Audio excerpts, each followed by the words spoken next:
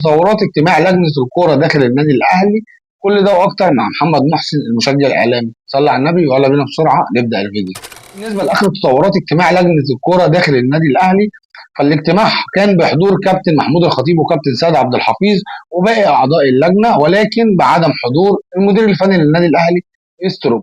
ولكن احب اقول لحضرتك ان فعليا يستروب مستلم من النادي الاهلي قائمه بتضم 10 لعيبه في بعض الاماكن المختلفه، اهمها مركز قلب الدفاع ومركز الظهير الايسر ومركز راس الحربه. وتم عرض لاعب وسط واحد الا وهو الفلسطيني حامد حمدان لاعب نادي بتروجيت. اما بالنسبه لصفقه الاردني يزن النعيمات، فالنادي الاهلي تواصل بالفعل مع اللاعب ووكيله، واللاعب مرحب بارتدائه لتيشيرت النادي الاهلي، ولكن في انتظار القرار الاخير للمدير الفني للنادي الاهلي يستروب. وبالنسبه للفلسطيني بابلو صباح، فالنادي الاهلي انهى معاه كل الاتفاقات، ولكن النادي الاهلي عنده شرط وحيد بيعيد اتمام الصفقه، الا وهو حصول اللاعب على جواز السفر الفلسطيني.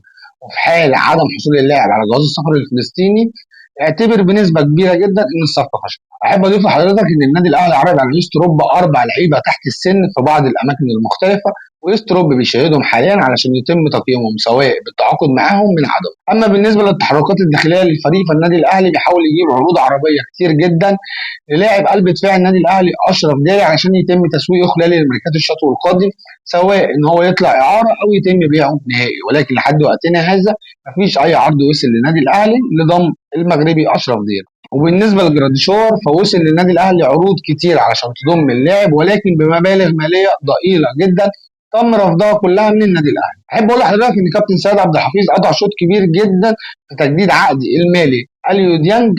النادي الاهلي كان عارض عليه 1,250,000 دولار سنويا، واللاعب كان طالب 1,800,000 دولار.